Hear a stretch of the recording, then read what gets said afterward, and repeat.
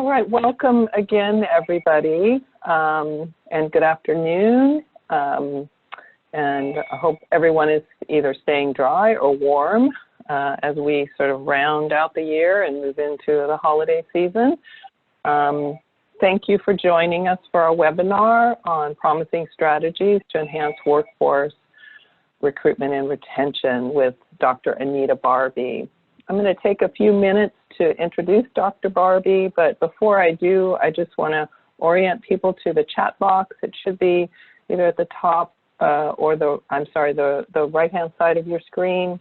And any questions that come up, I will be monitoring the chat box during Dr. Barbie's presentation.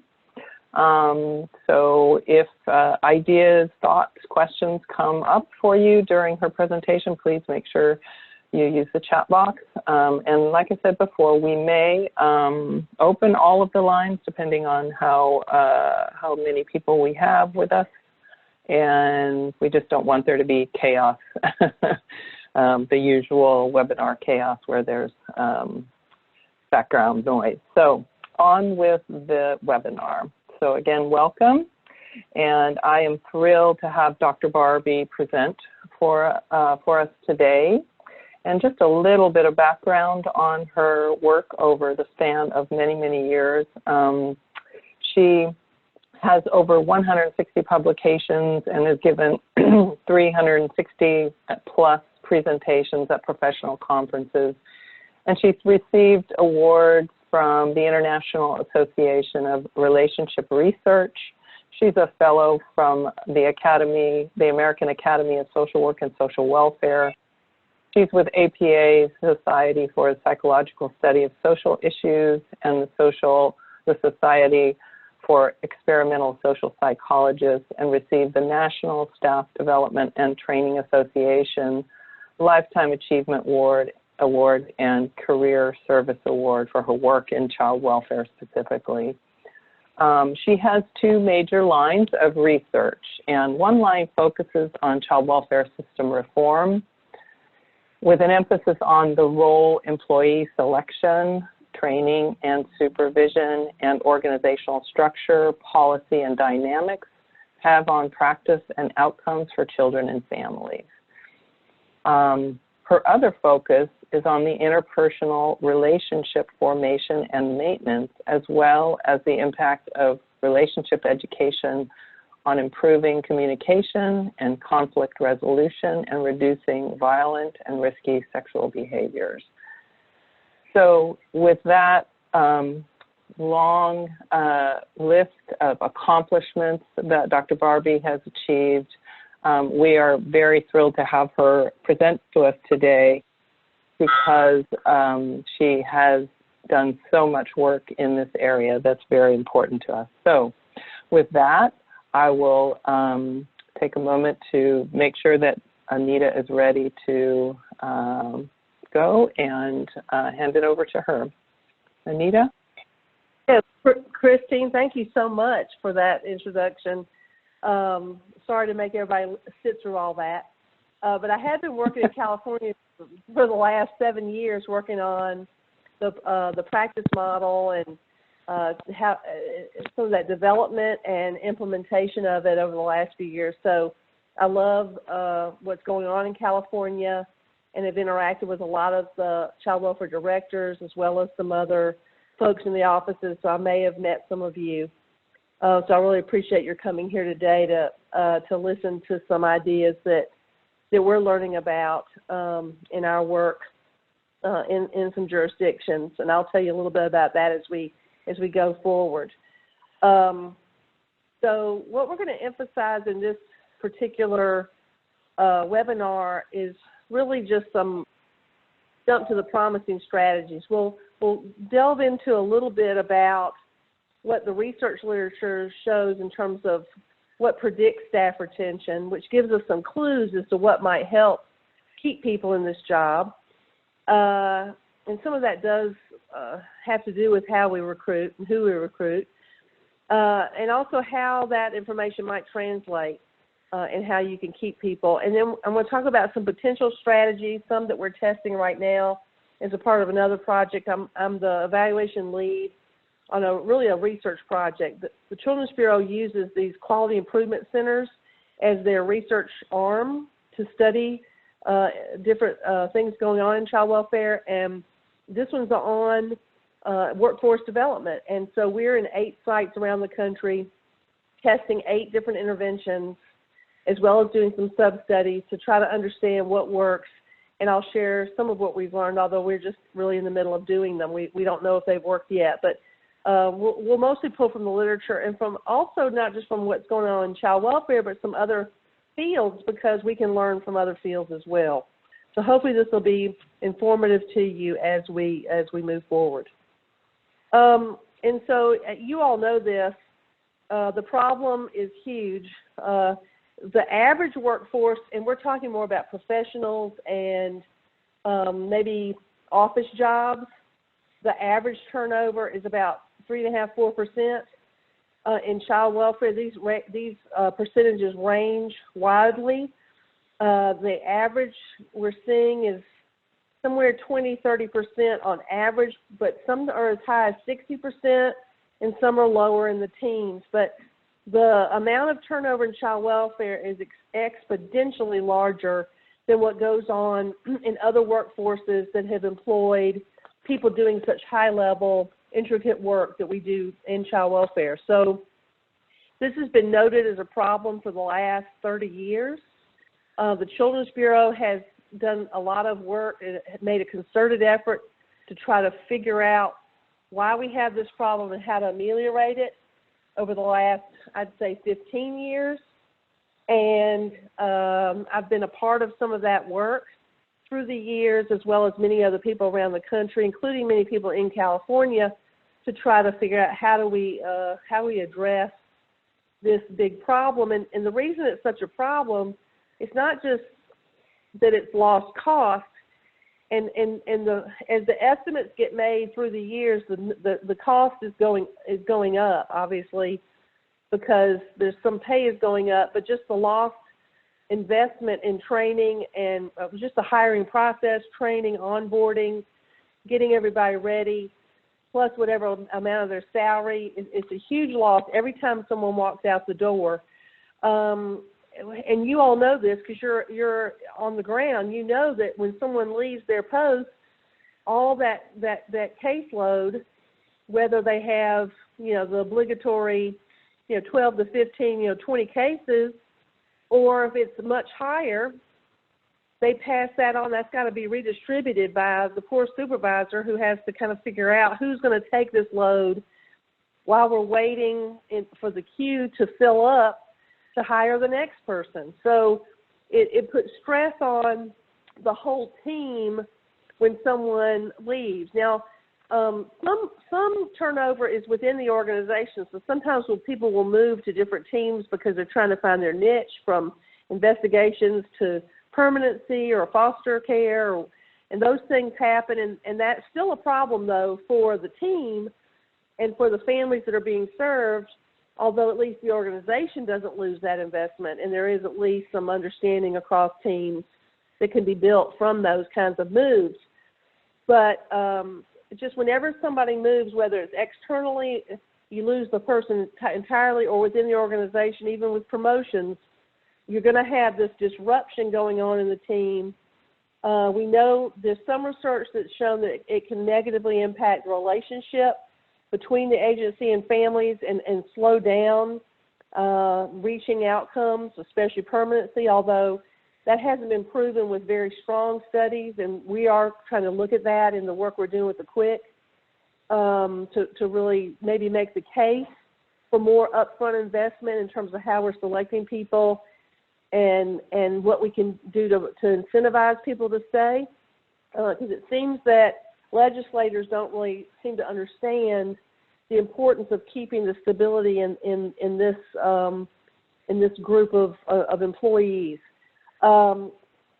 state or county. I know you all are a county-based system, and so we hope to make even more case in the studies we've got listed here for why this can be problematic, not just within the agency in terms of disruption of relationships and extra work, but also for the children and families being served. All three CFSRs have found that turnover seems to be a contributor for why people are not meeting their federal performance standards. This only makes sense. And so, the alarm has gone off at the Children's Bureau. We've had NCWI, the National Child Welfare Workforce Institute, since 2008. It's in its third round now of funding for another 4 years. So it'll be 15 years total where they've been culling the literature and trying to share insights, and now they're even doing some studies. I think they even did some work in San Francisco office to try to build capacity there. And so they've been one of the strongholds trying to understand and share information. And I think the reason why the Children's Bureau wanted a Quality Improvement Center is just so that we could devote all of our time to the research enterprise of really testing out a method for figuring out what the issues are in a particular jurisdiction and matching a strategy or an intervention and then testing it rigorously and following the results out to outcomes for children. So the Children's Bureau is trying, as a result of these outcomes, to invest. And I know a lot of jurisdictions around the country, as well as California, many of the counties there are very concerned and trying to find ways to ameliorate it. So you all know this. I don't have to sell you on it, but just so you know, people are studying it and trying to get a handle on the impact. Now, the reasons why people turn over, there was a handbook of industrial organizational psychology. That's the field, along with kind of human resource management. Those fields do a lot of work in this area across all kinds of workplaces, and there's hundreds, thousands of researchers around the globe trying to understand these kinds of problems in organizations. And Grotto et al. Put together a very nice paper, kind of a theoretical paper on what are kind of the major, we can look at a lot of little, there's probably 100 different predictors of turnover in any given case or any given study. People will study some cluster of variables, but they kind of boil it down to four major reasons why turnover kind of happens, and that all the rest of these individual pieces kind of fall underneath these four. And one is, I'm so sorry, I happen to be at home and I'm going to close the door so that you don't hear the dogs. Sorry. So one of those pieces is the fit between the employees that are chosen, that are both recruited, that are selected, that are then, put into the queue in terms of orientation and prepared for the job, because a lot of our work we do once they've been employed, that there's something about that fit, that it's not very compatible, that the people we're drawing into this work maybe aren't the best suited for the nature of the work, whether it be from a values perspective or a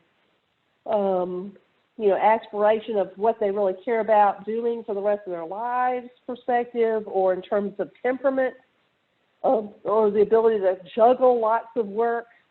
That's a major area that can derail people and send them either through moving through the organization, in a parallel way, or trying to move to find that niche so that they can finally be happy, or that can kind of jolt them out of the organization, either because they're not meeting standards or they're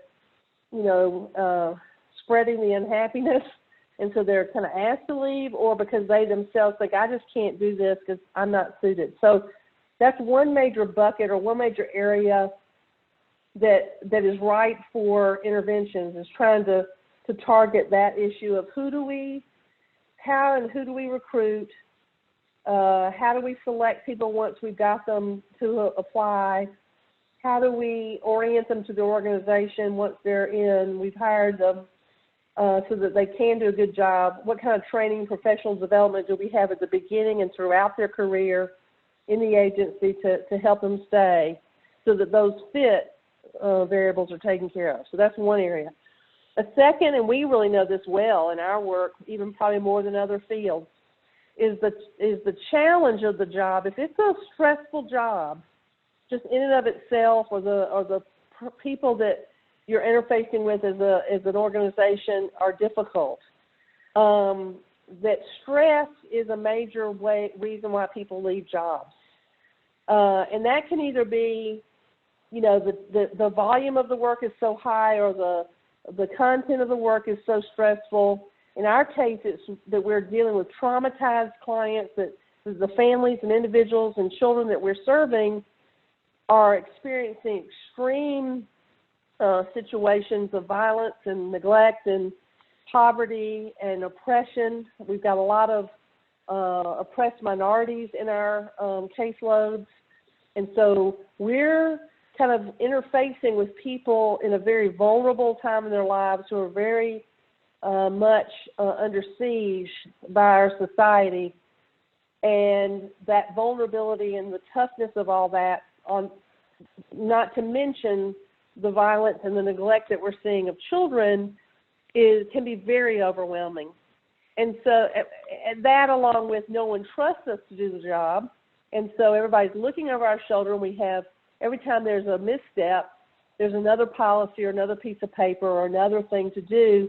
And so it's highly, highly regulated in a job that really needs a lot of nuance and relationship building. So we've kind of created almost an impossible situation. And jobs like that, people will either just bear down and do it as long as they can, and then they'll just kind of wear out and just finally be like, you know, I've got to kind of find something less stressful than this, and they'll just exit. Or they'll be going along, and then the last, you know, straw will be hit, or the last thing will happen that really just, they're like, that's it, I can't do this anymore, and so they're out the door. So they try to model, like, when do people kind of make that decision to finally leave.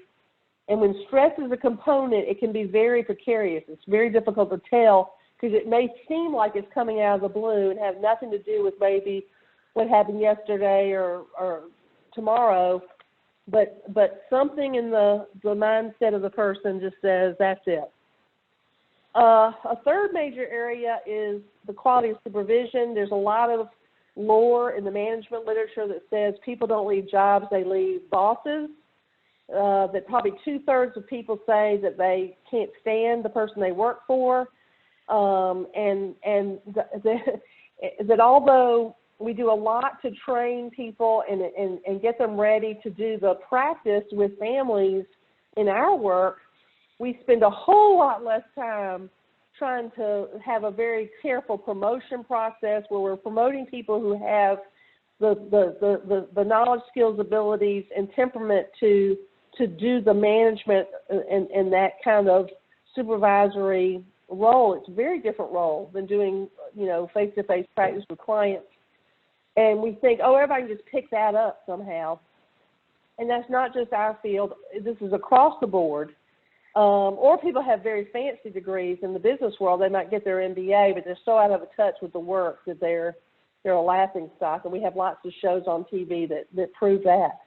But for whatever reason, if the supervisor, your direct supervisor or boss, does not form a good relationship with you as an employee, they're not supportive, they're not giving you the kind of understanding of the expectations of the job, helping you navigate the workload, helping solve problems, removing barriers, if they're even adding to those barriers and being highly critical, if they're not able to kind of build a good team, if they don't help people feel included and wanted and needed in the work, and helping people kind of embed and build good relationships throughout the agency and with all the partners in the community, all that is just a brew for a problem that people really look to, especially in these kind of jobs where so much of the oversight of the daily work is with the supervisor.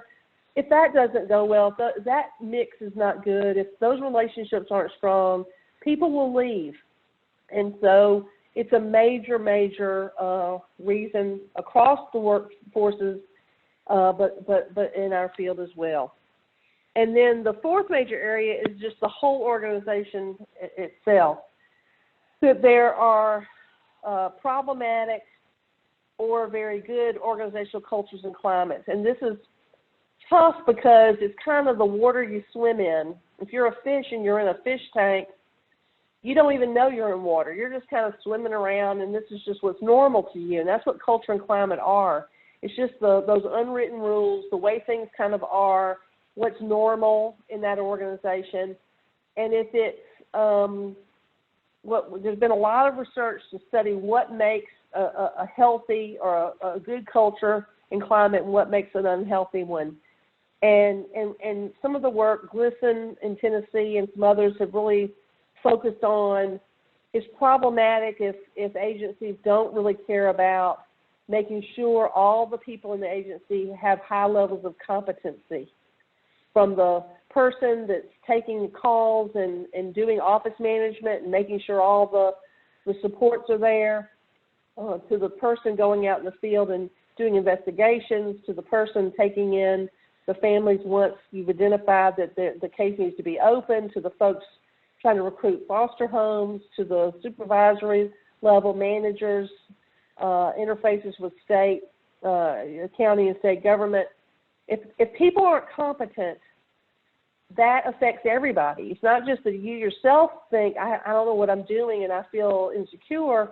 If your colleagues are not competent and that's not valued, it hurts your ability to get everything done because we are really very interdependent. So if competency is not valued or rewarded, and, you know, we're in bureaucracy, so we treat everybody the same and try to, for equity, but I don't know, is it really equity if, you know, certain people aren't able to kind of get what they need in terms of supports, and that maybe all of us need something slightly different, and that we need to kind of tailor what we do with our workforce just like we tailor our services for families. We don't say every family should get the exact same service for the problems that they're facing. Why would we expect that for our workforce? But our bureaucratic systems have built that in, and so it's very hard to reward good work. Low-functioning organizations really refers a lot to not having, you know, clear roles and expectations and knowing what the job is, having mission creep, having too much work, you know, confusion about who's doing what, and knowing how to kind of pass that baton from unit to unit. High stress, obviously, going back to that other bucket of issues. Again, rollover load, burnout, a lot of the descriptors are around depersonalization and feeling exhausted.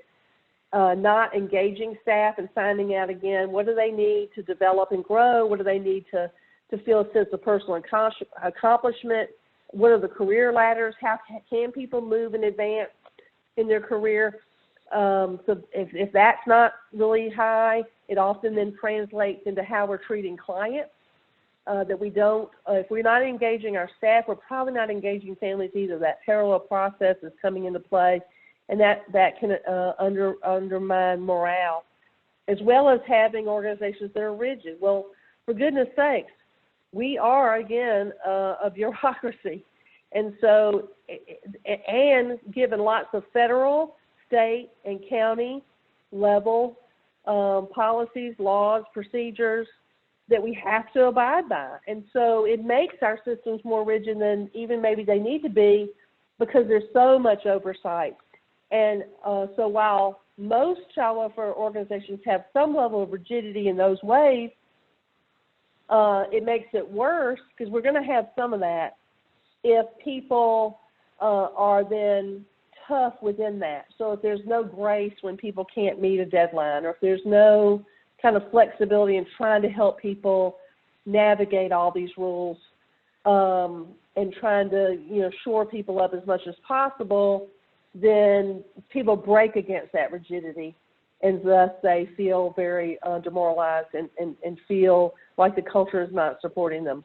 And that often leads to resistance, and that can be passive resistance of just waiting out the next change effort until it passes, or active resistance of fighting management because the things are breaking them. So all of those things, which is a lot about just the day-to-day work and things going on in the larger culture and in the climate of the team, can make people leave. And there's been a lot of research to show that that is the case. So those four major areas: a staff not fitting the agency or the job itself, having too many challenges, not being able to kind of meet them, having poor quality supervision, a poor relationship with a supervisor, or someone who's quite critical and negative, making them feel bad and adding to their stress, and a problematic culture and climate. These four things are the main areas that all the other variables seem to fall under. And sometimes there's a combination, but that's what this particular article argues as they've reviewed lots of literature. So with that being said, I'm sure you're all sitting there thinking of the different ways that this might be manifest in your particular office or agency from wherever you sit in the agency. And so what folks have done in the research side is they have looked at a lot of these particular aspects of fit, stress, supervision, and culture and climate, and looked at particular things like, one of the things that indicates a poor fit is that people aren't committed either to the work or to the agency or the job itself. And so one of the things you want to look for are people who actually want to work with families and children or want to make a difference in the people's lives, or who, want to make sure that, there's empowerment in communities where these problems are kind of arising. And so that may be one of the indicators that you want to look for as you're trying to recruit staff or hire them, that you're looking for people who have that, because at least if they've got commitment, they might be able to overcome some of these other problems.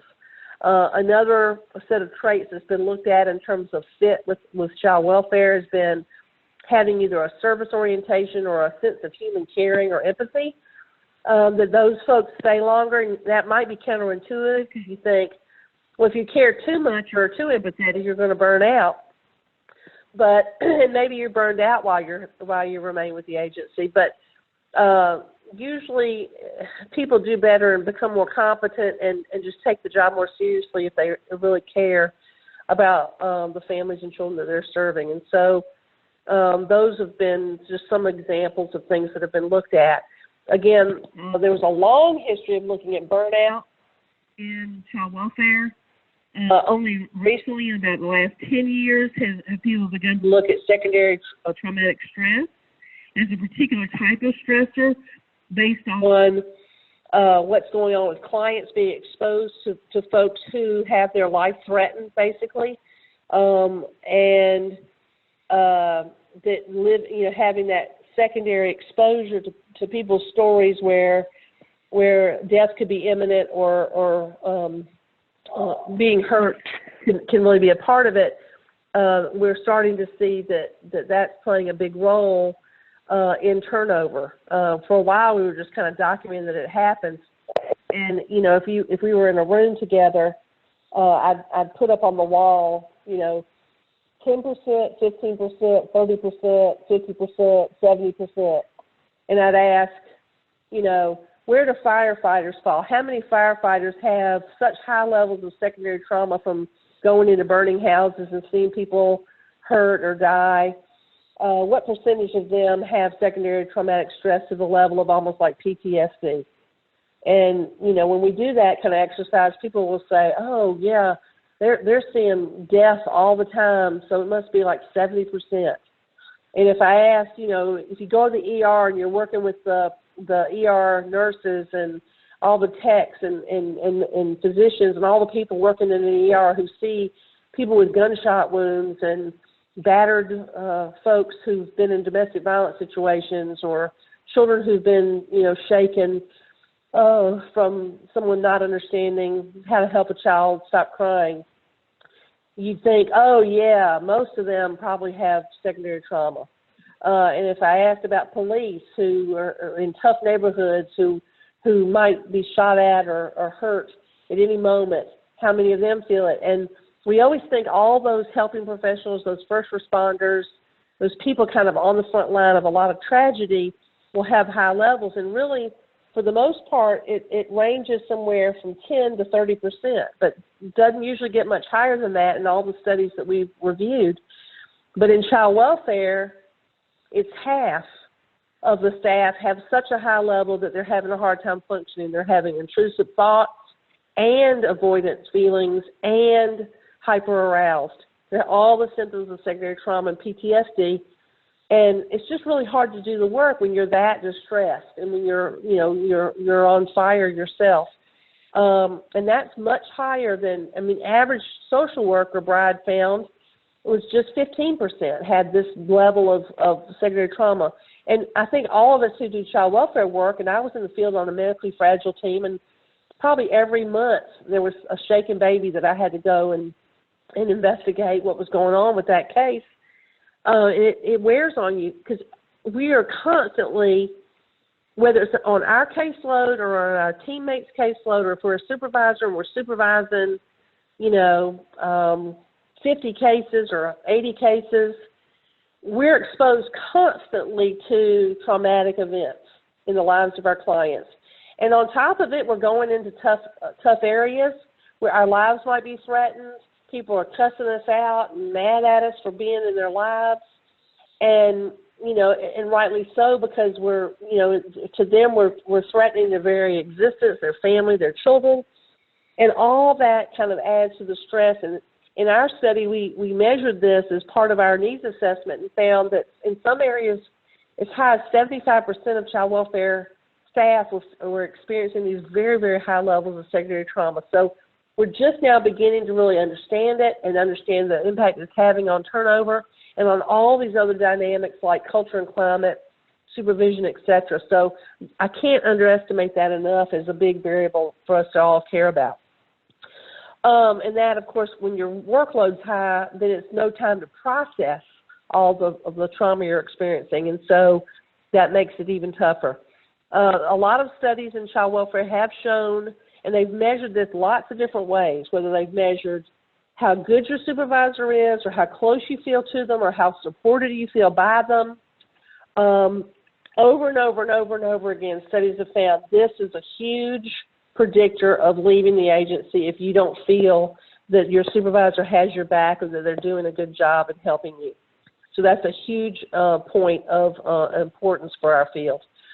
There's a whole emerging work, Moore Barak, who's in California, has done a lot of just beautiful work on respect and equity and equality and inclusion and those kinds of issues, whether it has to do with gender or minority status or gender identity or sexual orientation, just really kind of trying to understand and unpack what's going on in offices and how do people feel in those offices, and do they feel like they're part of what's going on? Do they feel like they have a chance to be promoted? Is it fair?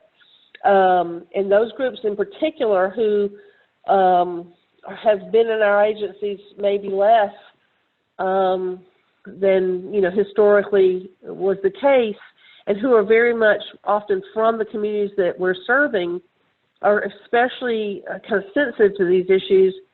And she's really found a lot of important pieces there of how we just can't underestimate how fragile these relationships with folks are in our agencies. Now, in our field, I've done a review recently of all of social work and workforce issues, and other areas of social work have looked at harassment and workplace bullying, workplace violence, and how that's impacting turnover and the ability to do the job. And I'm not really seeing that in the child welfare literature. So that's an area for future work that I think is something to kind of think about. One of the jurisdictions that I work in that actually does have a lot of secondary trauma in it, and we're using an intervention to address it, has unions. And, I'm a social work professor, and I really think it's important for people to be able to advocate and get equal, good pay and get good benefits and be treated fairly and well by management and people have those rights. It's important to have collective bargaining. It's really great. But sometimes the nature of that kind of combative work can get in the way of relationship or innovation, or sometimes people can personalize it. Instead of just leaving it at the negotiation table, there may be things going on in workplaces that to some may feel like pressure or, undue hostility if people cross a line because they think they should be with their clients, or if they're a supervisor and they're in a different role. We're seeing this play out in one of our jurisdictions, and we're going to do a little mini study on it because, of course, the thing we were doing kind of got derailed by some pieces there, and that's not in the literature. I mean, there's lots of states and lots of places, and California is one of them, where there's many really good, strong unions, and it's an important part of our work.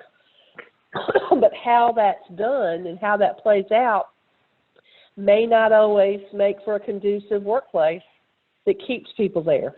So it's just something to be considered, something to look at. Again, GLSEN and others have really almost proven that poor culture and climate leads to exits from the agency and poor work outcomes. Others have looked at things like pay. Generally, in the larger literature, pay is not the main thing that keeps people in an agency or that even attracts them. Although if you've got a lot of comparison, it's going to could make a big difference. So if you're in a county in California and you're next to a county that pays a lot more, you may find that people maybe start and get a job in yours and move to get the better pay or the better pay rate if there's more of a ladder, and then you're kind of at a loss.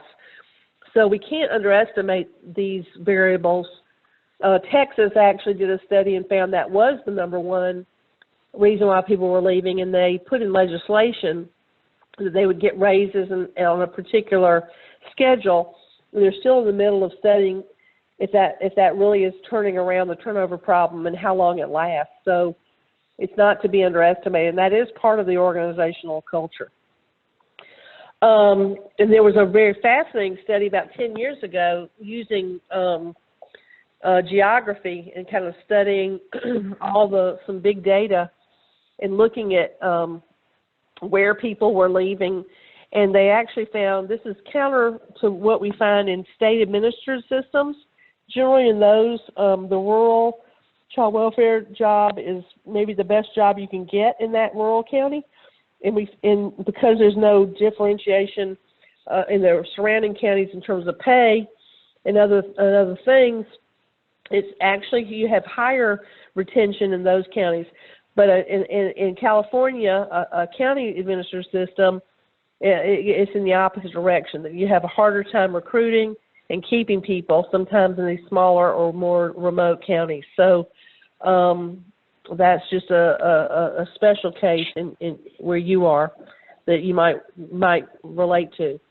Now, before I get into ways that we can really start to intervene, I know that probably Chris maybe has been getting some things on chat or some questions, and I'll let her kind of run how she wants to do that. Do people have questions so far on what the problem is and what might be the things that lead to it, or have some things they want to add before we move into solutions? So far, there's just been a request to share the PowerPoint, but I'm going to go ahead and unmute everyone and see if there are some questions that come out of that. So here goes. Everybody's unmuted now. Uh-oh. So if there are questions people want to ask about what's been presented so far.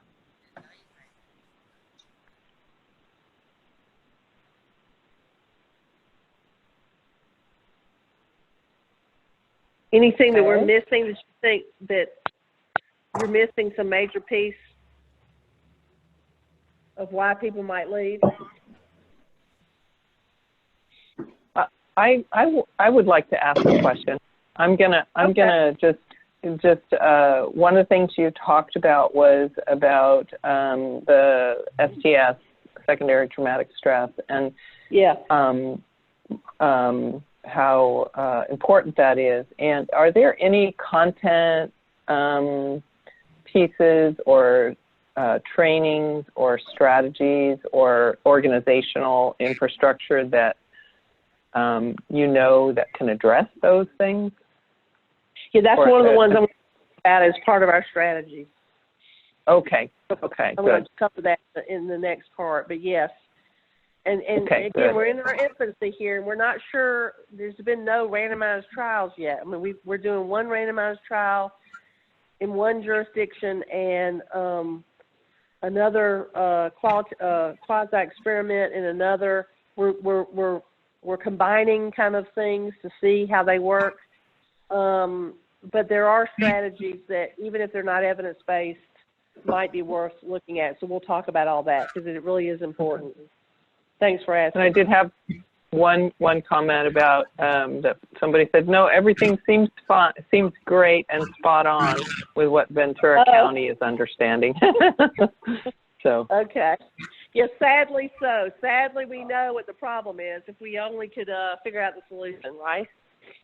Yeah, exactly. Okay. Exactly.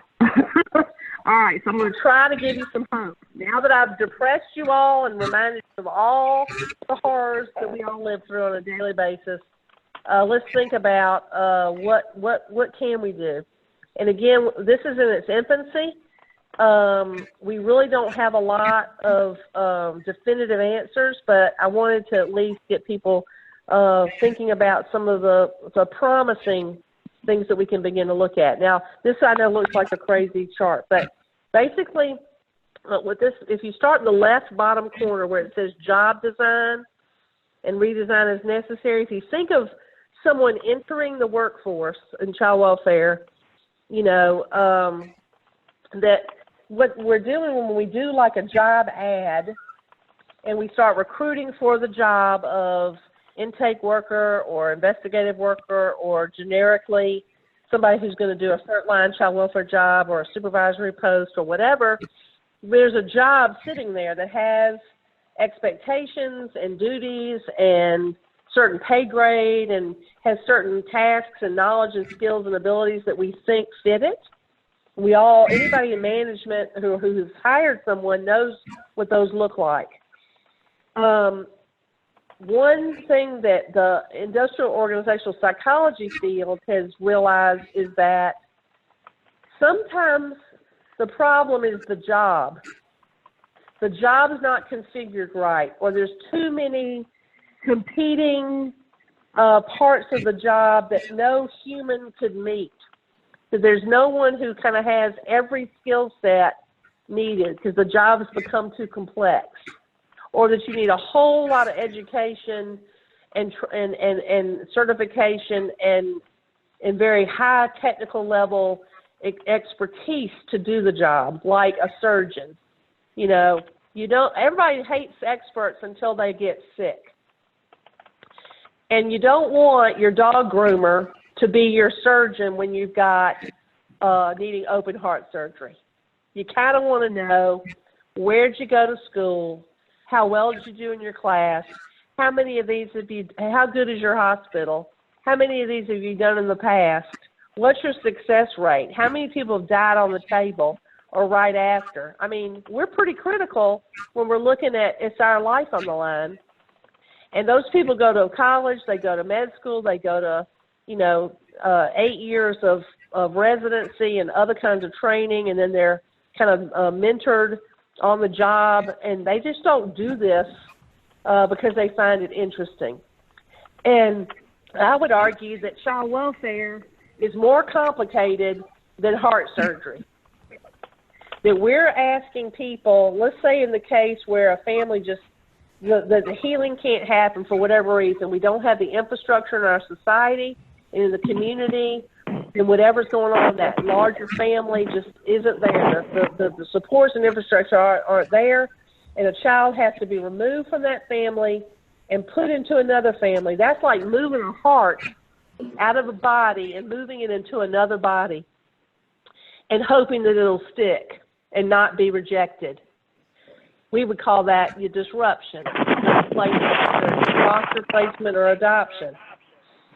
The complexity of doing that transfer and doing it where there's the least damage to the heart, to the child, as well as that body that's left and to the next group is 10 times more challenging and more tricky than what a surgeon does. But we don't make our child welfare workers have 16 years of education and training and certification.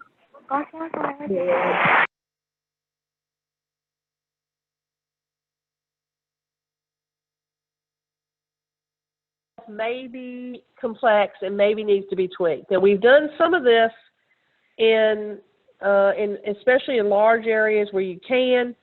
We've made the intake job, the investigative job, the ongoing job, the foster care job, the adoption job, the recruitment and certification job, training job, supervisor, blah, blah, blah. We've got, 10, 15 jobs in a child welfare agency. We've designed them, hopefully, to be able to, have a good fit. But within that job, and I saw this when I was in the field, I felt like it was that the frontline job was two jobs. That while with my temperament and interest, I loved being with the clients and trying to assess what was going on and trying to help, develop a really precise plan of how to help folks get to some success so that kids could stay or they could be returned to the family. And, I just I loved being in court and fighting with the lawyers and the judges and advocating for the families and what some would consider very clinical, interpersonal, highly analytical from that end work. I was great at that part of the job. But very little of my time could be spent on it because I was spending 3 hours entering an assessment into the computer system, which at that time was new. I was kind of I came into the work before we had the computers with a clipboard, and you could just throw things in the file, and then all of a sudden we've got to fill out all these computer things, and that's only gotten worse over the last 23 years. But, there's these administrative tasks that certainly your clinical mind needs to think through them, but there were visits to sit and watch. There were people to transport. There were, sitting in court waiting for the case to be called, hours wasted because at that time we didn't have laptops or iPads weren't even in existence. And so, but I would notice that the court clerks would come in and tell a lawyer, 10 minutes before the case was due, and they just breeze in, do their part, and leave while we're sitting there for hours wasting time. So really there's different kinds of work that we've put into one job. And so that's something that could be considered of, have we really created the jobs the way they need to be?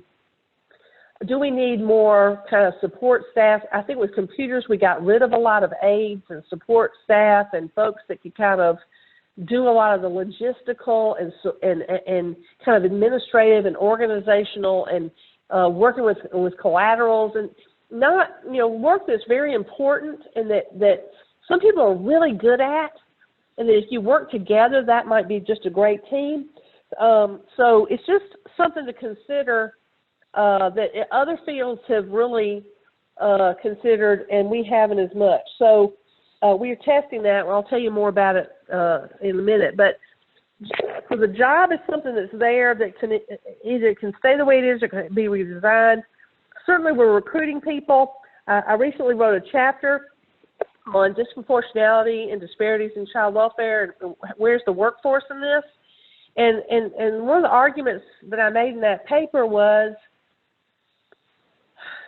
are we going to the neighborhoods and the communities where our families live and breathe and do their work, and trying to find folks who have a passion for their community, who have an understanding of the culture, who really care about making sure that people in their community are not further oppressed, than they already are? Are we going to high schools and trying to get people excited about social work and our child welfare work while they're thinking about whether they should go to college or not, or what kind of training they're going to get? Are we really finding people who have a lot of promise and finding mechanisms to get them educated so they can come be with us? I mean, I just think we're not being as creative as we could be, and maybe having more of a match, which not only will help disproportionality, but maybe will give us people with that commitment that we want so desperately. So, you know, how we're recruiting, who we're recruiting, not just at the staff and the frontline supervisor level, but at the leader level, at the management level. You know, both for that and selection, I know police is not necessarily a group we want to emulate, but I'll tell you, the police have a very structured way of promoting people from one level to the next. There's tests that have to be taken. There's lots of letters that have to be written. There are multiple interviews with multiple panels that people have to pass. And, you know, if you do the testing right and have a good band, you can really make sure that you're recruiting folks, again, who may not be somebody's buddy or favorite person because of similar background or culture or gender, but it can be more objective in helping people move up. So we don't have a lot generally that I've found, and maybe y'all have got some other examples of a very clear, fair, rigorous process for moving people up into supervisory and management jobs. And maybe we just don't have enough people for there to be choice. But it's something we can look at. There's some things that can be done in how you select people that can be more rigorous than what we do. Obviously, once you recruit or selected people, how you onboard them, orient them to the agency, the kind of training. We've emphasized in child welfare the training and then the coaching very heavily, which is really important and great. But there's probably some preliminary information that we could give in that orientation onboarding process that might even, before we invest a lot in their training, make sure that they're really suited, that maybe we haven't done enough of a realistic preview at the recruitment and selection phase, but once they're in the office and doing some shadowing, if we onboard properly, maybe they'll see, maybe this isn't for me, and get out before we've spent too much money. But that's important. Obviously, professional development at that initial stage, you know, obviously we can't, as people who are in the training and professional development part of this system, certainly you can't do it all in a classroom or in a webinar. Or even as coaches, supervisors are critical to that whole process of bringing people along. And so more attention, I believe, needs to be paid to them, as we'll see. Obviously, then what everybody's trying to do is then integrate procedures and practices into their work, and there should be emphasis in the work, whether it's through a practice model or, you know, helping people understand certain particular practices of family team meetings, or, you know, whatever's going on in your agency. That's initially and then ongoing basis. You're improving practices, and that's part of the workforce, is developing them and making them stronger. And obviously that's often tied to ongoing professional development. Mentoring is something that has actually been studied that we don't emphasize much. We tend to focus on the coaching of skills and less on the how do you become a child welfare professional? How do you move through our agency or maybe up to the state? Or how do you think about your trajectory as a child welfare professional? And what do you need to do these different, roles? Do you have somebody you can kind of talk to about that can kind of help shepherd you through? It's important in many, many fields, and we're just now seeing some good work coming out about that. Once you're kind of doing the job, you've learned it. It takes about 2 years to learn the job. You've got some supervision. You're learning new practices. You're getting developed as you go. There's, yearly or every semi-annually, you're getting evaluated. There should be obviously accountability for the practice you're doing.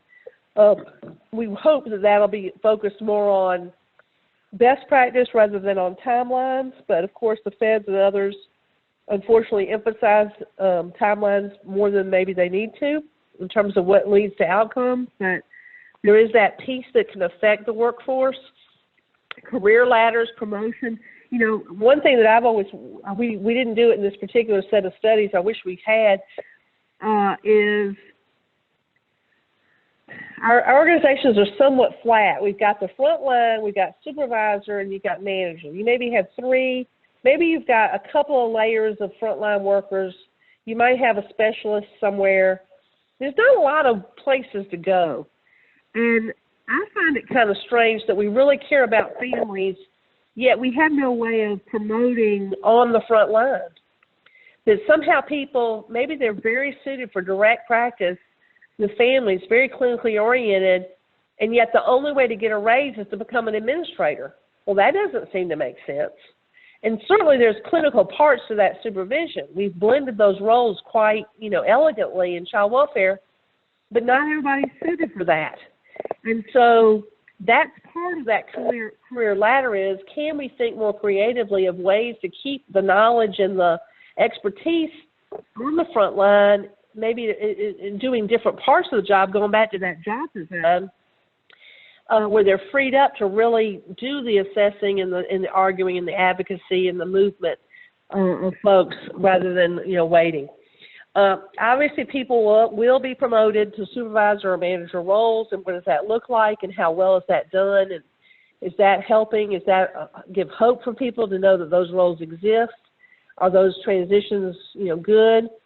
Attending the whole culture and climate. Certainly, whoever is in the supervisory, manager or leadership role is creating the culture. Although I'd argue that everyone contributes to that, and we'll talk about that a little later. Obviously, if stress is such a big part of our job, we've got to attend to workload, caseload, the stress of the job, and manage that as an agency through policy, through different programming, through the way people are treated, as well as directly giving people EAPs and rooms to decompress in and days off and all kinds of things that can help that.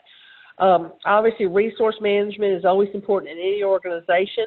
And some people, as we mentioned earlier, hate the job because there are no resources. And maybe that's some of what was happening in the California study that showed that, the rural counties were not keeping people. Maybe they just there were no services, and so people felt discouraged. So, somebody in the agency's got to be trying to get new resources or make new connections or do things creatively to help meet the needs of families. All that affects the workforce, as well as the infrastructure and building those positive partnerships with community partners, because we can't do this alone. I think for too long we've tried to do child welfare by ourselves. We're held accountable. It's just we have court improvement projects, but I don't know that judges are held as accountable as they need to be, and maybe aren't brought in the way we need for them to support the kind of practices we're trying to do. There's just a lot that can influence, the workforce, and these are all intervention points and can have multiple kinds of interventions or strategies to meet the need. And one of the things we're advocating in the Quality Improvement Center for Workforce Development is you need to do a good needs assessment to figure out which of these boxes are most contributing to your particular turnover problem. It may be that you are able to recruit really good people and select the best, but you're falling down on your supervisors. Or it may be that you can't get enough people in the door to even interview, so you got to work on that. Or it may be that everything's good until you get to the culture and it's just a mess. So it's important to kind of think that way. And as you're thinking of these strategies I'm going to share, be thinking, where in this continuum do we need to be paying attention or assessing so that we can, think of how to intervene. any questions about this before I move to the next part of going into some specific interventions that might be worthwhile? I'm going to unmute the phones, but there is a chat here that is, when discussing the information from the first depressing part of the talk that we talked about earlier, do you have advice how to relate the information without overwhelming people or being blamed as the messenger? And that clearly linking it to more uplifting second part of the talk will be great to pivot to, but sometimes it's not always possible to immediately pivot to that. So yeah, so true. And we don't want to live in the problem. And certainly underneath all these problems is the positive side. So maybe that framing it, maybe I should have framed it better. I forget I'm talking to California. And y'all are really good at being, you know, strengths-based. So if we talk about good fit, and what does good fit look like? And good fit, that what we find is that when fit is good, when people are committed in service orientation, when stress can be managed, when workloads can be spread out better, when supervisors build really good relationships with their folks, when, you know, people are treated equitably and feel a part of things, and there's a respect in the workplace, when, you know, when good practice is lifted up, that's when it works. And so maybe that's the reframe. Thank you for holding me accountable to that. The lines are open, so if there are other questions, please jump in.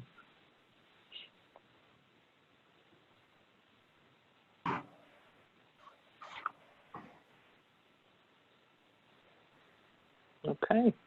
All right, well, I'm going to move forward, y'all. Okay. Thanks for hanging with my southern accent here. All right. So here's some things that have been tested more broadly, some in child welfare context. This is my favorite. You might think, is this really something that's been tested? And actually, it's got probably as much research as anything else. Title IV stipend educational programs, however you do it in your state or your jurisdiction. There's been lots of studies coming out of California that have shown this works, and there's now more studies coming out of Texas, Kentucky, North Carolina, Minnesota. Other states have been kind of trying to study this. We're trying in our Quality Improvement Center to look across all 8 sites, comparing those in Title IV-E who've gone to School of Social Work, who've learned, whether it's BSW or MSW level, because states differ, or those already working in child welfare who are committed, who are given the opportunity to work in child welfare. They get their education paid for, and then they do a practicum. When these folks are chosen, they're often chosen because they have that commitment and value family and engaging people, and have those skills naturally in juggling and doing things. And so just in the selection process and in the process of going to school, having special classes on policy and practice in child welfare, and then doing the field placement, it's kind of like one thing that's been found in the IO literature is realistic job previews. Well, you can't get more real than being in an office. And so this intervention, while it pays for school and it helps you pick the best students and kind of gets them into the job and holds them there for a couple of years, kind of with some golden handcuffs, it also lets you get that preview. And so you can decide whether this is for you or not and whether you want to pay it back. So it's a mixed intervention of recruitment and selection, and then early preparation before the job or soon into it if you're pulling people who are employees, so that they can learn everything. And what we find in the research across multiple states, including California, is that over and over and over again, these folks use that social work knowledge even better than just a social worker who doesn't learn about child welfare. It's kind of ironic. The social work skills are important, but not enough. It's that child welfare specialization that's really critical here. You got to have both those skills in engaging people and caring and having a justice orientation, but also around in child welfare. And what we find is they do a better job. They spend more time with the clients. They make sure that the kids are placed in the least restrictive environment. When they have to be placed, they meet their goals faster. They engage collaterals better. The outcomes are better for children and families. And if we could fill all of our offices with these folks, and I know they're not all perfect, about 10%, aren't, but 90% are. And, Huh? and maybe we need to meet people, Chris. Oh my gosh. In Maryland, for example, pretty much all of the new workers come out of one of these education programs. And so their turnover rate's like 10%. And I attribute that to this, because that's the other outcome that we find in these studies is it's not just better practice, they stay longer. Well, we did a cohort study of people coming in Kentucky to this program, and we educate all of our students the same across, I think, 11 or 13 universities. And what we find is that you look at cohorts of these stipend students versus just people hired off the street, and they stay on average 4 years rather than the average for new workers off the street is 2 years. So if you can get them past that 2-year mark where they're competent, when they could leave because their obligation's over, they stay at least 2 more, and probably half stay for the duration. This is their career. So it's a huge, it's an investment, but it's a huge payoff in terms of retention and practice. But in Kentucky, because of organizational culture and climate issues in the agency, we haven't gotten enough people to replace the people leaving, and so we haven't been able to turn it around. But it's really kind of sad because this thing works. We're not exactly sure why, but again, I suspect it's this combination of realistically understanding the job, having more committed people, maybe, you've picked them carefully. They feel some obligation because of the need to pay if they leave. There. And I think I just had the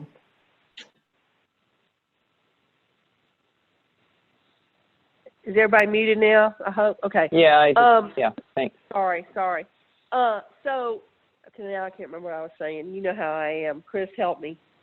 What was I talking about? You were talking about how a combination of factors that could contribute to that retention. Yeah. And so let's do this thing. Let's keep doing it. Don't despair even if one comes through your office isn't very good. That's the exception to the rule. Okay, secondary traumatic stress, as I emphasized it. I'll tell you, there's one thing out there called Resilience Alliance that was created in New York City for child welfare workers. I mean, you can only imagine how stressful child welfare work must be in New York, right? You go to the Bronx, it's going to be tough. Probably not unlike some of the areas of LA County or other places around the nation that are really tough, so where we've oppressed people. And so Resilience Alliance it's on the NCTSN network website. There's a whole curriculum for the trainer or the facilitator of this program, as well as the people doing it. People out of the NYU medical school with a mix of psychologists, social workers, and psychiatrists created the curriculum. And what the whole point of it was to reduce secondary trauma by building resilience in people and coping and positive reframing. It was rolled out in the early part of this decade. They did increase these skills in people, and they lowered their turnover. Now, it was still high, but it wasn't as high as it had been at the beginning. But this was not a randomized trial, so we don't really know if this is the only variable that changed in those agencies. And then what they do in Resilience Alliance is people learn about survival mode. They understand the trauma they're under, what chronic stress does to their thinking and their relationships at work and on the with their families, how to manage stress better, learn new coping skills, how to master one's job and emotions. Emotional regulation is emphasized, and a lot of skills around that. Optimism, how to manage adversity, how to use CBT principles, and collaboration and support and lower conflict. Now, how they do this is it's a weekly session where people meet weekly and learn a skill each week. So the facilitator, who's often someone who was in child welfare but left, or a clinically oriented person, or someone who really understands trauma, will facilitate the group, and about 10, 15 people are in the room together, and they talk about optimism, and can optimism be learned, and what does optimism look like, and how do you do it, and so you talk about it a little bit, and everybody gives examples of when they are or aren't optimistic and how that affects their thinking and their work. And then they're given a kind of an assignment. Now go back to your office and do this one little thing that makes you more optimistic. And then next week we're going to come back and we're going to talk about how that went. And then we're going to learn a new skill. Then we're going to practice it. Then we're going to come back and talk about it. And it's week in, week out for 6 months. There's 24 units where they go through all this material. And the first 13, I believe, are, maybe it's 26. First 13 units, there's a different skill each week, and then you repeat them and go deeper in the last half of the Resilience Alliance. And they found that it had an impact. They had a kind of an interesting model where they had supervisors and leadership floating in and out, but we tried this in Louisville, in our child welfare agency, where we had half the staff were traumatized.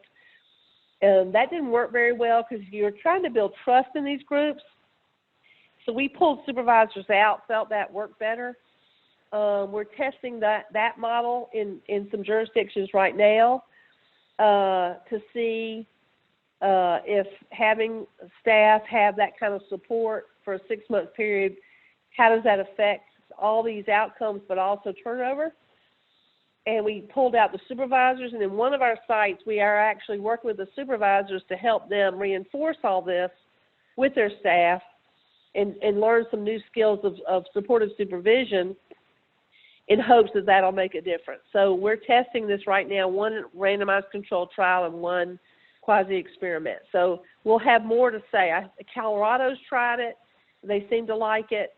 Other places have tried it because it's on the web. It's free of charge. You don't have to have special training. You just do it. Now, I'll say that it does, one of the biggest skills in this is you don't get to just complain. It's called venting. You don't just get to vituperate about everything that you hate about this job and the administration and the families, on and on and on. Because part of emotional regulation is recognizing something's a problem and figuring out, is this something I can control? And if I can't, how am I just going to cope with it?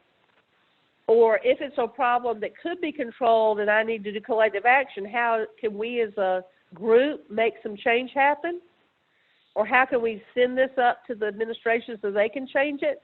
But you move to action rather than just sitting in the complaining. It's very counterintuitive. It's, there's a lot of research showing that that venting does not work. It makes you worse. It spreads negativity and emotional contagion. And that's the hardest skill for people to get. But if you can actually get people to get that straight and learn new ways of kind of dealing with the work, it can have a transformative effect. So it's worth something to look at. There are other new things. You all in California have down in San Diego the Chadwick Center that has some very specific ways that organizations can be trauma informed. that they can form a group that decides this is a thing we really care about, that the leadership gets behind, that you look at all your policies. Is there anything that makes us re-traumatize our workforce or our families that we serve or our clients or patients, whatever setting you're in? Are there things, procedures that make us hit people's buttons or that trigger people? Do we know how to manage triggers when they happen? Do we need some special training on this? Do we need some special, expertise in-house? Do we need more counseling? Do we need more rooms where people can relax? I mean, that they've got a very regimented kind of, set of things you do as an organization to make yourself more trauma-informed that benefits not only the families but also the staff who, if they're impaired, they can't help. So that's probably a resource you could look to. When I get to the supervisory part, supervisory interventions, there's some now that are aimed at supervisors and how to deal with this that I'll talk about in just a moment. But so far, this is what I've seen for this. There have been some tests. Somewhere in my slides I've got this. Okay, yeah, I've got it here. Sorry. I couldn't remember what I prepared. There are some other workforces that have tested, for example, mindfulness, little randomized controlled trials. That's just one of the skills you get in Resilience Alliance, but this is going deeply with mindfulness. It's very short. It's not like you have to spend, what is that, 26 weeks sitting in a room for an hour. I mean, that's a lot of investment. Mindfulness you can just do, you can teach people the mindfulness skill, and they can spend some time each day doing it, and they have found that it lowers people's blood pressure, lowers their levels of stress, helps them cope better, it helps them feel better about the job, their coworkers, etc. So guided imagery is the same kind of thing that's been tested. Some people are testing things like gratitude journals to see if that affects people. The tough thing about these is it's very individualistic. What I like about Resilience Alliance, it's not that it's just you learning to cope better and regulate. It's also we do this together, that we hold each other accountable for how we talk about the stress on the job, that we support each other, that we find ways to do collective action together to make change, that we then work with our administrators. What we're finding is that everyone coming out of these groups is wanting to hold administration more accountable, and so we're facilitating some spaces where people can really work through problems that just coping isn't enough. There's things that the organization can change to help people, for everything to be better. While some things can't be changed, like the CFSR is not going away, we all have to just live with it and find a way to cope. There's some things that can be changed, and so it's turned into kind of a collective action intervention. And I think it's important to realize it's always multiple levels. It's what's the stress objectively in the job that can be, affected by administration and supervision, and what do we have to kind of hold ourselves accountable to do, and maybe the combination is what's going to make a difference. These more psychologically oriented interventions like mindfulness and guided imagery may be just too focused on the individual and hoping that will solve it, just like we individualize most problems that are group level. But at least it's something if people want some way to self-care. Technology is being looked at now. We've got one project, Virginia. Instead of doing a needs assessment, they'd already done it, and so we picked them as a site to test the impact of more mobile work with iPads and putting their system online. Most places do that without even a thought, without good implementation, without the implications for flexibility of the job, without how to supervise differently. They just kind of throw technology at people and think it's going to solve things. We've been very deliberate in using a lot of implementation science to do that project, and we're hoping it's going to come and show some fruition of really changing the way kind of people approach the work, and that technology really will show more efficiency and help people spend more time with families. So we're testing that. We'll know in a couple of years whether it worked. Certainly streamlining documentation. There was an article by a guy named Bott, B-O-T-T, in last year in the APHSA journal. I think they have a little magazine that comes out called Policy and Practice. And he was arguing for analyzing the information that we gather and that we document in our investigations that has to go, that goes into ongoing work or some deeper level of investigation, and figuring out what was the most critical information that we have, like a whole lot more than we need, and how can we streamline what's passed on to people so that the documentation is what's essential rather than a whole bunch of noise and a lot of wasted time. And I thought it was kind of interesting, and see he's testing that out in Minnesota and some places to see if that can help lower the stress, because so much of our stress is paperwork. So those are some things there that have been tested. Supervision is kind of related because a lot of the work in supervision has focused on these several areas. One is Crystal Collins Camargo, one of my colleagues at University of Louisville, had a quality improvement center in the 2000s on supervision.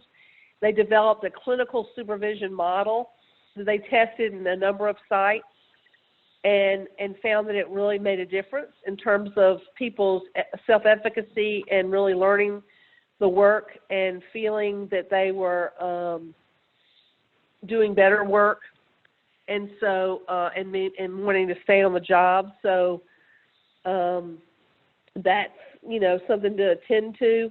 Is don't just say what are your timelines, are you on or off, but really looking at how do we help you do best practice and think through and reflect on the work you're doing with clients and integrate all these practices that are best practices, and how do I kind of help you do that as a supervisor.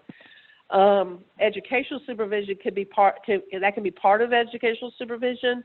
Dale Curry really looked a lot at how do we reinforce what people are learning in the classroom and in webinars and in other kinds of coaching experiences they might be happening to make sure they know the job.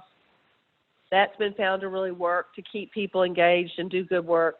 There's very new work on just reflective supervision, just helping people reflect on what they're doing and why they're doing it and the impact they're having on families. And that seems to be having an impact on lowering turnover. This work by Miller called trauma-sensitive intervention or indirect trauma-sensitive intervention supervision is very much focused at secondary trauma. And what he's arguing, he's out of Utah, he's a clinical guy. What he's arguing is that we've got to right off the bat, the minute they walk in the door as a new worker, acknowledge the fact in supervision, and he's arguing that you meet with them daily in that first orientation onboarding period, maybe even through the core training. So those months, daily you're checking base with them and saying, what are you seeing? How are you feeling as the roaches crawl across your feet and as the gun is cocked in the back of the house and as the smells, affect you, and as you see battered children, what are you feeling? What are you feeling about, is empathy arising? Are you feeling disgust? Are you feeling anger? Are you feeling sadness? What's going on with you? And saying this is normal to have all these emotions and that we've got to process these emotions and face them. Don't try to suppress them. He's arguing that a lot of our professionalization says you shouldn't care that the house smells.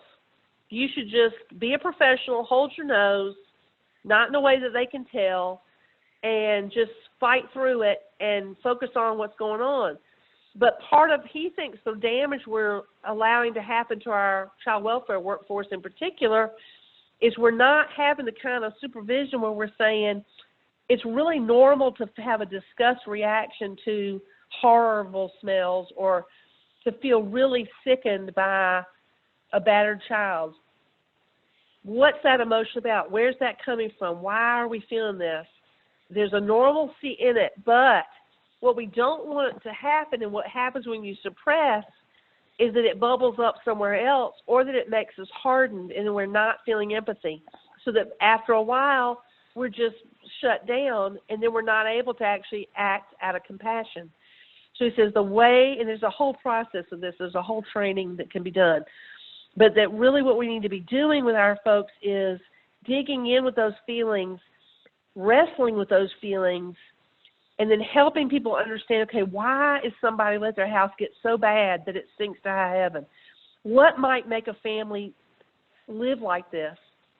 And help them come up with the hypotheses of, well, you know, they're in an apartment building where they can't get the trash out, whatever, you know, whatever it is, so that you're moving them through understanding the mental health issue or the physical barrier or the number of kids, whatever it is, to compassion about the family's there because of something that's blocking them. They don't know, they weren't educated about how to keep a house clean, or they hoard because it's comforting, or they've got OCD, or they're, you know, talking to Jesus out of their head. I mean, you know, because they're schizophrenic.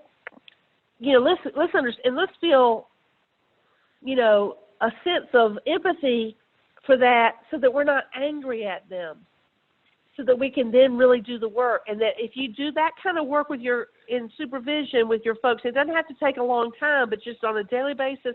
And then once they've kind of gotten some legs under them, just do it weekly. And then when people really know and have dealt with their emotions around the work, you can just check in every month or have them check in when needed. That's what's going to get our trauma managed. I just think it's beautiful. It's a beautiful model. Hadn't been, there's not evidence yet for it, except that it comes out of good clinical training out of other fields that probably has an evidence base behind it. Again, I mentioned mentoring can make an impact, and so supervision. There are some things that have been tested about how to improve supervision.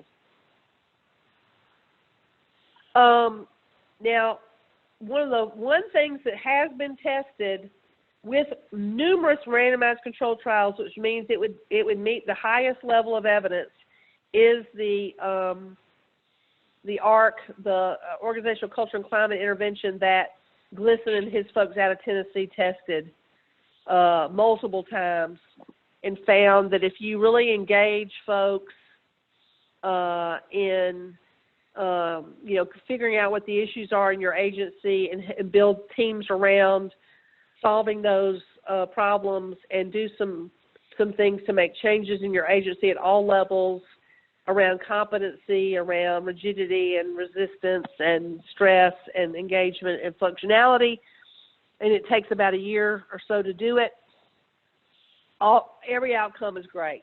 People stay, they're happy, they do good work. I think, and I'm going to move from the screen for a second so I can turn a light on. As I read the literature, I'm really beginning to think that they call that an organizational culture and climate intervention, but really it starts to sound like implementation science to me. But there are certain things you do to engage people whenever you're doing a new practice or a new thing.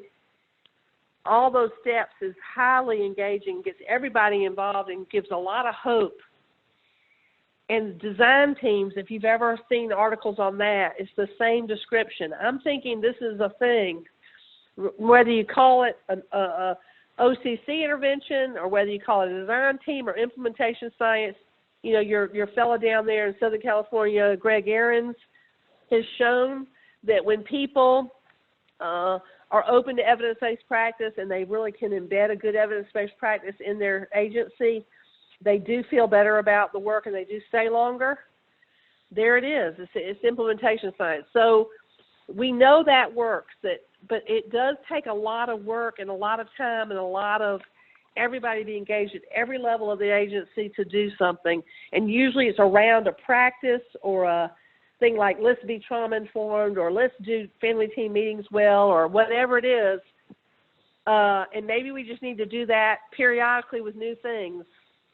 And then that's going to be the way that we keep our agencies healthy.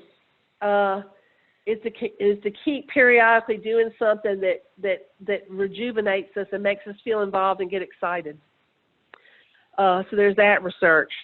Now, from those who've all been tested in child welfare agencies, these things, the work around supervision, are being tested in child welfare agencies or have in the past, and this secondary trauma and some of these other pieces here. Now I'm going to tell you about a few things here at the end from another field. Again, IO psychology. This is what they do. So maybe we could do in our field that we're actually doing in the QUIC. But I mentioned early on this job redesign idea.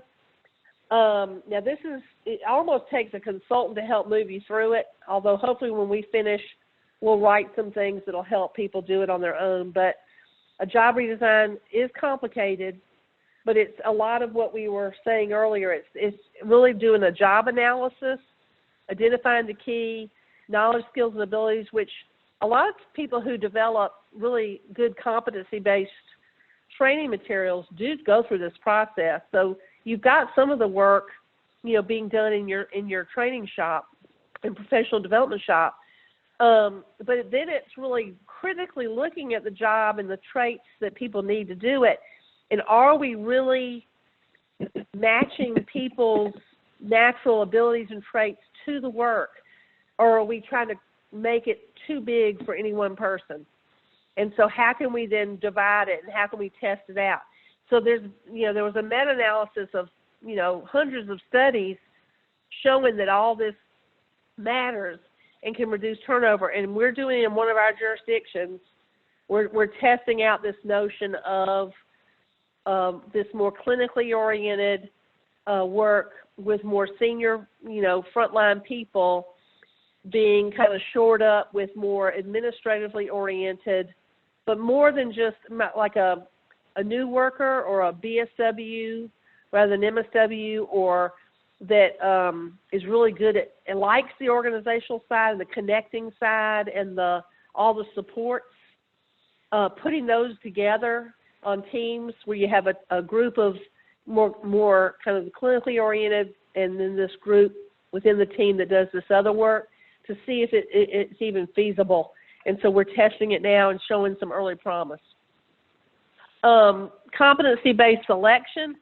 Other fields have done a lot of work on, again, figuring out what are the competencies of the job and how do we standardize what we look for in the resumes. How do we interview so that we actually tap into all those competencies?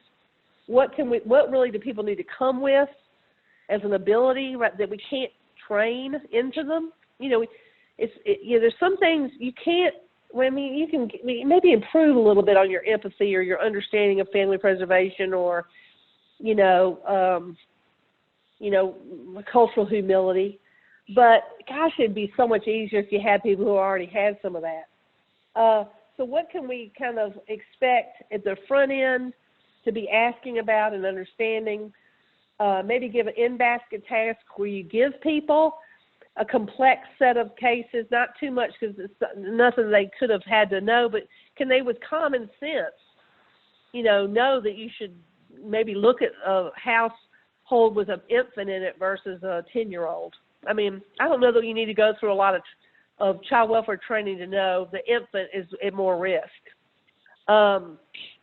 Things like that, more of those kinds of tasks, more putting them under stress and seeing how they react, more reviews of written products if that's really important to your agency.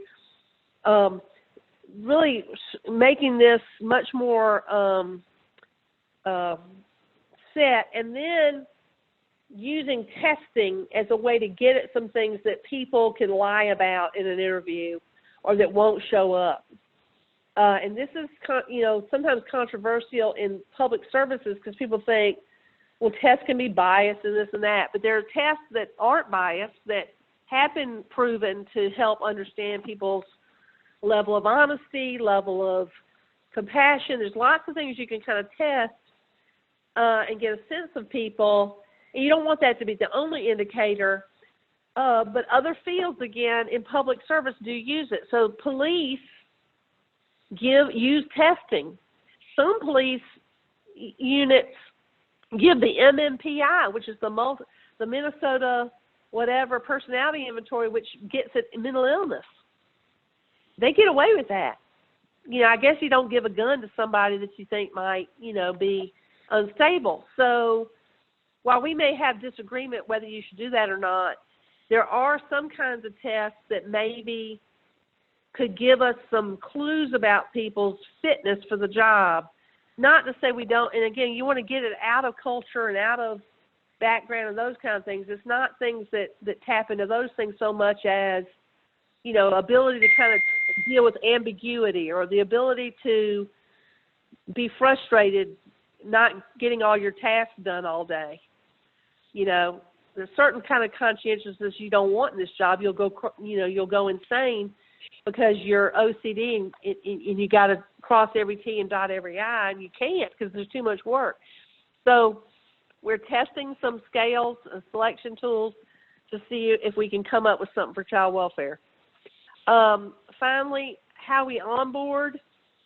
Maybe we do a lot with just training, but we don't maybe do a lot in our offices to be very structured about the culture of our clientele, the history of child welfare, how we've oppressed people, how we don't want to add to that oppression, what can we do differently, really the kind of the state of what's going on in the families we're serving, our orientation towards family preservation rather than child rescuing, all the kind of fundamental things that sometimes maybe get missed in the academies.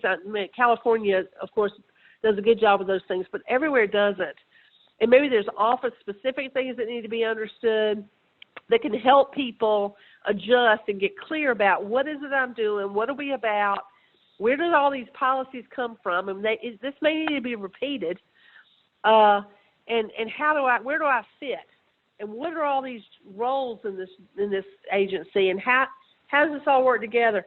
And they may be overwhelmed in the beginning with this, but give it then and maybe give it again, give refreshers so that people are clear about what they're doing, has been found to really make a difference. We're testing this in a tribal agency, actually, and helping everybody come in and understand the tribal culture. So even those within the culture sometimes have biases. So we're hoping that's going to make a difference. Then there's telework. Some people think you should do this very structured. Governments love structure. They don't like to be willy-nilly. You can work from anywhere at any time, even though the whole rest of the world works that way in certain kinds of jobs that are very much in the field or that are knowledge work.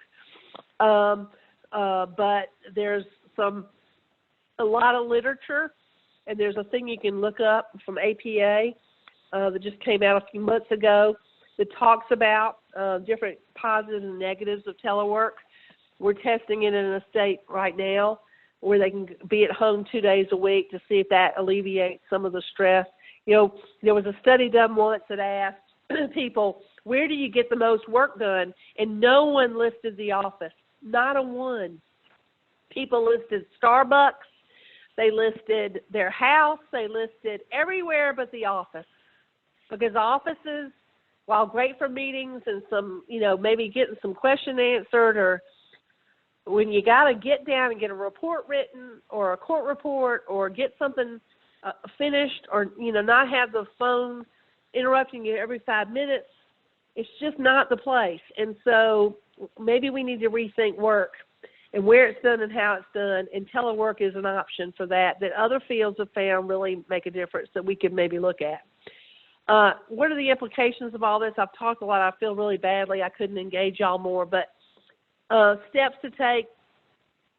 I'm doing another webinar for the other academy over at Davis that I'm really going to get more into this side of things rather than the interventions. I don't know if y'all can tap into that thing. It's not until February. But there's other work that really, as I mentioned, if you can assess where of all those buckets or where, what might be leading to these different strategies, what we're finding is that a lot of agencies have have done like everything I just mentioned. They'll do a bunch of them at once, and then they can't tell what worked. We're really kind of encouraging people to slow down when you've got a problem with turnover, and just take a minute to do some assessment and see where is it coming from, and target the thing you think is leading to it the most. And really, when you think about child welfare, most of the turnovers in that first couple of years. So for you, where is it? Is it in the first 6 months when after they finish core, they get their full caseload? Do you need to do graduate caseloads? Is it after a year when their mothers are telling them work for a year and then you can legitimately leave and not look like a millennial, even though you are one? Is that the point where we need to do some intervening? Is it this trauma piece that we need to attend to immediately? Figure it out before you try a strategy so that you get some sense and use some CQI, that we've learned with practice. Figure out what works so that you know if it's really been worthwhile. And we may find that there is no one thing that solves it at any given time. You have to kind of maybe tailor it to the individuals in your office. But, if you can go systematically and try, one, at the most two things at a time, you might have better outcomes. Think clearly about what you're trying to change and make sure you're thinking about unintended consequences. And then use implementation science, which you can Google implementation science. You can look up the National Implementation Research Network out of the University of North Carolina, or the Impact Center there at the University of North Carolina, and there's lots of resources. We've got people from there working in California. They may have worked with you all. Stuart Oppenheim's group is leading a lot of implementation work in California. Tap into what's going on, because this is the same thing with the workforce. You got to do these strategies in a systematic way so that they'll work, and see if you can evaluate it, because we just really don't know much of what works, and the more we can get systematic knowledge, the better off we'll be, and maybe we can stem the tide of some of those negatives. So that's as much as I had. Let's open it again to any questions, whether it's through chat or on the phone. Okay, the phone lines are open. And if people aren't just going to mute yourself, that would help, so then we can hear. right. Thank you. Any thoughts? Any of these things people have tried? Has anybody tried any of these strategies? Oh yeah, I remember. Everybody exhausted? Chris, I think Well, you've got a way for everybody to get these slides if they want them. Yeah, I will do that. But just one sort of maybe to tease us out a little bit. Are there any of these added ideas or strategies that particularly resonate with anybody, or just you feel like is not possible? One or the other.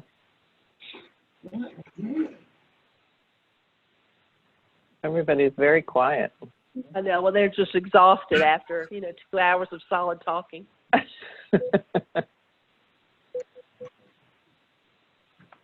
wish you could do I should do some polls or something. I'm bad about this. I'm wondering if people would raise their hand and say, how many of your workplaces would allow telework, for example? I just wonder how much that's even possible. Oh, hey, Jennifer. Hi, how you doing? Good.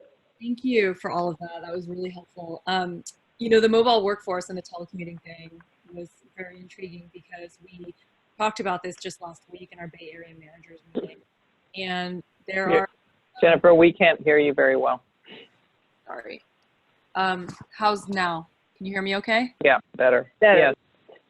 So I mentioned, or what I was saying was that the mobile workforce and the survey that you were talking about was pretty interesting. And as you know, Anita, because we've been in touch over the last couple of days, we discussed this at our Bay Area managers meeting, and the managers there talked about different approaches and different strategies and different levels of the workforce and different content areas that they are testing out for mobile locations. And I would just love to hear more information that you have about that. You mentioned this survey. What's the data that exists in terms of the outcomes as compared to giving people that flexibility and that freedom, and what they're able to accomplish versus when they are required to be in the office? Again, this hasn't been tested much in child welfare except with anecdotal things. So like in the one site that we're doing this work, the first thing we tested was transcription, where people would just call into a number and their notes would be transcribed from visits, from case notes, from courts, just all kinds of things. And everybody was given that ability. And they were surprised that they wanted people to do it like outside the office, like in the car, use your Bluetooth to do your notes, and in court or wherever, and found that, yes, most of the folks were using it out, some inside the office, but most outside. And sometimes at strange times, like, 2 o'clock in the morning, people would be downloading their notes into this transcription, and they were worried that it was intruding in people's lives. And what folks said is, no, if I'm worried, if I have a mechanism to unload my work or my worry and have something get done, and then I can go to sleep, that's a good thing. And especially this generation that really is very 24/7 connected, and they kind of know how to monitor on and off, and they want that freedom to do it, that they see it as empowering to be able to have technology help them. We also found that they were able to get their notes done within the month, usually within a week, with that technology piece. Now, not everybody took it up, and now we're trying to understand who does it and who doesn't, and who's it good for. It's not good for everybody. Now we're testing the mobility app, where they have an iPad with certain forms and information about the family that they can update. Eventually, they're going to get the SDM tools on it. They're going to do the SDM tool with the family in the home, rather than waiting to go back to the office to complete it. We don't know how this is going to go, but so far, just having this tool is helping them become more efficient and helping them work outside.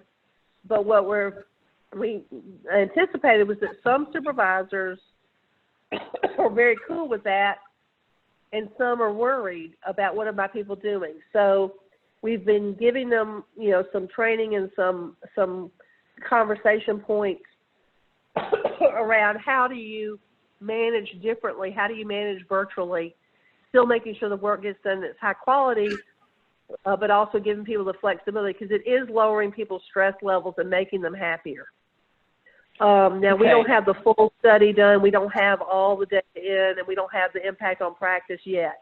But our early indications that it works. It's just that most places have done this, and we have no data because people aren't studying things systematically. Other fields, it just depends on the field of whether it works. You can look at the telework literature that I posted in one of the slides, see if that helps. But we can also talk offline. Okay, so we've got something in the chat. It's an onboarding question. How are most of the counties structured? Is it more HR staff that makes offers, or is it CFS staff designated? So that's, I think, a question for the rest of the group. Or was there something more you wanted to ask, Kari?